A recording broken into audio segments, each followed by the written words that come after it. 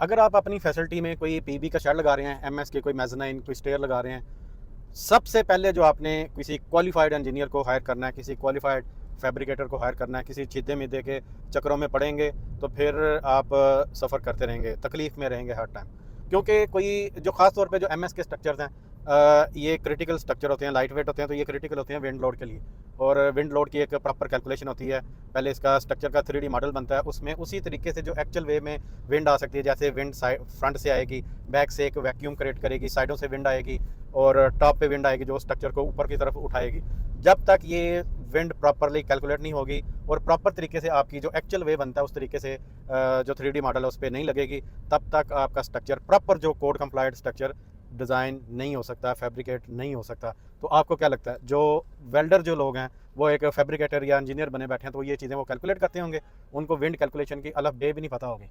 और जब वो ये चीज़ें उन्हें पता नहीं होंगी, स्ट्रक्चर अपने हिसाब से वो लगा देते हैं कि जी वो देखें जी मैंने इधर भी लगाया था, इधर भी लगाया था, और विद इन 6 मंथ कोई हैवी स्टॉर्म आता है, हैवी विंड आती है, तो वो ऐसे जाग की तरह वो स्ट्रक्चर बैठ जाते हैं। और ये रिसेंटली 2 से 3 प्रोजेक्ट ऐसे हुए हैं कि अभी इवन इत्तेफाक से जिस रोड पे मैं जा रहा हूँ, इस पे भी थोड़े दिन पहले ये इसी तरीके से हुआ था कि एक पूरा स्ट्रक्चर उनका कोलैप कर गया था।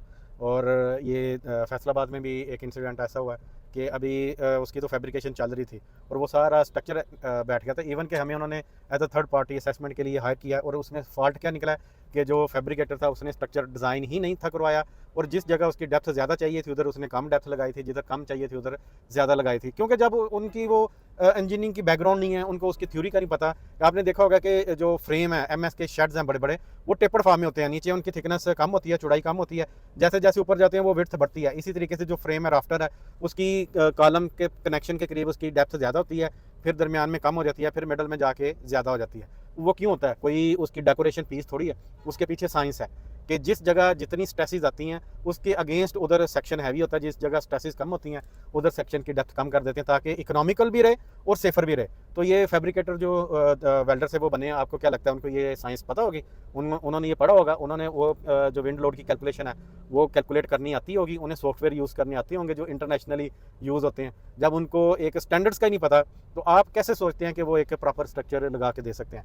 तो इसलिए अपने आप पे भी रहम खाएं। जब आप करोड़ों रुपया लगा रहे हैं तो कम अज़ कम किसी भी फैब्रिकेटर को चूज़ करना तो डिज़ाइन किसी प्रॉपर इंजीनियर से करवाएं, जिसे जिसकी एमएस के स्ट्रक्चर्स की एक्सपर्टीज़ हैं। चाहे आप कोई भी काम करवा रहे हैं, एमएस का करवा रहे हैं, आरसी का करवा रहे हैं, जब तक उसका प्रॉपर डिज़ाइन नहीं होता आपके हाथ कुछ नहीं आना। आपने पैसे लगा देने हैं और उसके जो साइड इफेक्ट्स हैं वो 2-4 माह बाद ही आपको नज़र आना शुरू हो जाने हैं। तो जब आप इतने पैसे लगा रहे हैं तो थोड़ा समझ से काम लें, किसी अच्छे क्वालिफाइड